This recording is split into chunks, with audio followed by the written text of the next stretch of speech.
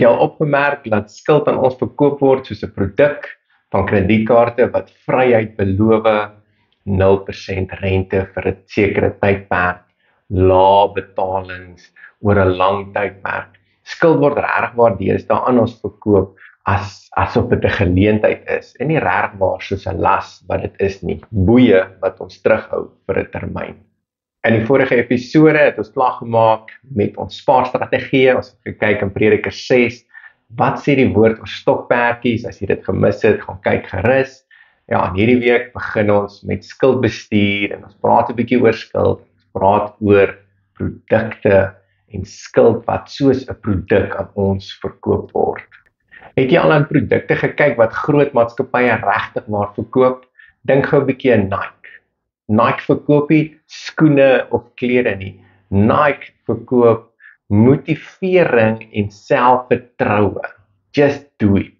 Coca-Cola verkoop nie koeldrank nie, hulle verkoop geselligheid en vriendskap. Hulle advertensies is altyd daar, 'n paar vriende saam wat 'n koeldrank saam geniet, almal glimlag en dis net lekker tye. Nando's verkoop nie net hoender nie, hulle verkoop persoonlikheid, hulle verkoop 'n kultuur in Suid-Afrika, hulle verkoop 'n humorsin. So hulle maak jou deel van iets groter as net 'n ete. Vodacom verkoop nie net data of selfoonkontrakte nie, hulle verkoop koneksie en om saam met jou mense te wees. Hulle verkoop geleenthede en moontlikhede. Capitec en Nedbank verkoop nie lenings nie, hulle wil nie vir jou lenings gee nie. Hulle laat dink jou meer van kom ons finansier jou drome, kom ons bou jou lewe saam met jou. Klerewinkels verkoop geleenthede, hulle verkoop nie skuld nie. Hulle sê koop nou, betaal later. Soos julle kan sien word skuld as 'n produk vir ons aangebied op 'n daaglikse basis. Al die advertensies en op sosiale media en die koerante, oral waar ons kyk word geleenthede en skuld gewys as, hey, jy gaan uitmis, is 'n geleentheid koop. Hier's 5 maniere hoe skuld aan ons verkoop word. Nommer 1, die illusie van bekostigbaarheid. Hierdie pakkette word vir ons en hierdie produkte word vir ons so bymekaar gesit, dat dit net 'n klein bedrag elke maand is. So dit maak dit vir ons bekostigbaar. Maar op die einde van die dag betaal ons dubbel of 3 keer die produk se waarde terug in hierdie termyn vir hulle. So dit is as 'n ware net 'n illusie dat dit bekostigbaar is. Nommer 2, gebruik hulle emosionele manipulasie. Hulle skep hierdie fantastiese prentjies van oorseese, luukse leefstyle en vakansies en duur motors en hulle roer dalk in jou hart emosies van tekort en dalk gaan ek uitmis. En so hak hulle jou in een van hulle produkte en eintlik bind hulle jou langtermyn. Nommer 3, gebruik hulle taktiek van skaarsheid of verdringendheid in jou. Jy moet hom nou koop. Dis net 'n beperkte tyd. Jy gaan uitmis as jy nie nou die geleentheid gryp nie. En so vang hulle jou deur 'n vinnige besluit en 'n verkeerde besluit te maak. Nommer 4, word skuld as 'n statussimbool verkoop. Jy's in hierdie eksklusiewe lidmaatskap. Jy kry 'n platinum kaart, 'n goue lidmaatskap.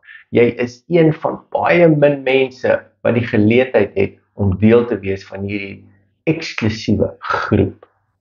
Maar in werklikheid, welgestelde mense vermy hierdie skuld en betaal kontant en dit is hoekom hulle finansiëel vry is en wel af is. Nommer 5 is die goeie skuldmite. Neem 'n studielening uit vir 'n blink toekoms. Leen nog op jou huis want dit is 'n bate. En so neem mense meer en meer skuld op hulle wat hulle nie kan betaal en hulle nie kan bekostig nie, op die hoop van dalk 'n toekoms wat nooit gaan realiseer nie. Nou wat sê die woord? Ek het gaan soek. Goeie skuld. Goeie skuld. Ek kry niks van goeie skuld in die woord nie. Wat die woord wel sê in Spreuke 22 vers 7. Die ryke heers oor die armes en hy wat leen is 'n slaaf van die man wat uitleen. Die woord van die Here sê die ryke heers oor die een wat leen. En die een wat leen, die een wat altyd geld by ander mense leen, hy word geïdentifiseer as 'n slaaf. Jy's 'n slaaf aan die een by wie jy geleen het. Skuld is 'n besigheid. Die leners maak geld as ons leen. So hier moet ons wysheid en onderskeiding gebruik in hierdie wêreld wat soveel advertensies en soveel spesiale aanbode met 'n kort tydjie en 'n benoudheid en 'n dringendheid wat hulle op jou druk. Dat ons regtig maar die Here se wysheid gebruik om onsself te beskerm en ons finansies ook so te beskerm, sodat ons nie val vir hulle strikke en onsself boei vir 'n langtermyn en 'n las op ons sit wat die Here nie op ons soek nie. So is die uitdaging vir die week. In hierdie week reflekteer oor hierdie boodskap oor skuld. Hoe het dit jou laat voel? Het dit dalk in jou lewe geïdentifiseer waar jy al gevang was? Gebruik dan ook hierdie week om jouself te ondersoek. Waar het jy dalk 'n illusie gekry van bekostigbaarheid en so skuld aangeneem? Waar manipuleer hulle jou emosies om goed te koop wat jy nie nodig het nie en wat jy ook nie kan bekostig nie? Voel jy soms dat sekere items skaars is en daar dringendheid in jou is om dit te koop? Stel vir jou reëls en regulasies op om jouself beter te beheer. Gebruik jy dalk skuld as 'n statussimbool?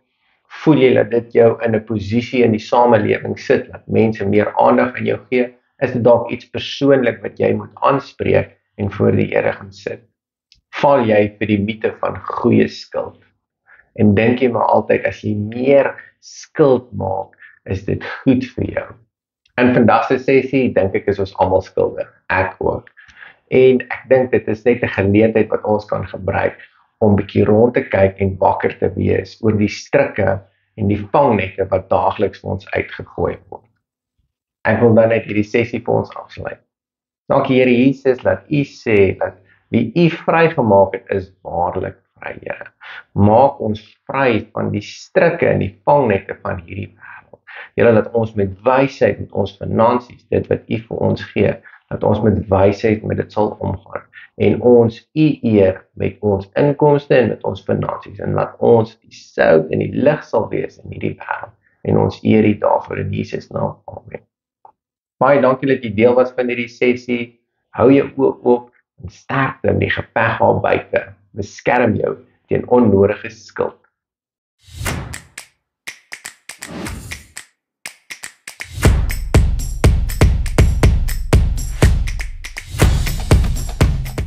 Alle klerewinkels, hulle verkoop nie skuld nie. Alle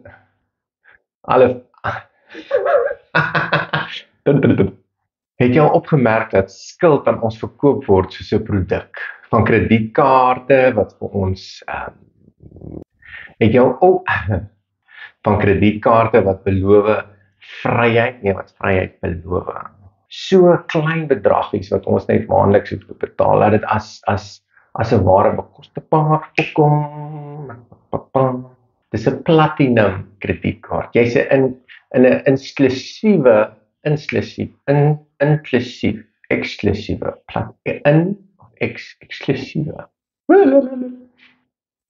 Nommer 5, hulle verkoop as goeie skuld, die mite van goeie skuld. Stukke. Ja, daai is goed, al dan.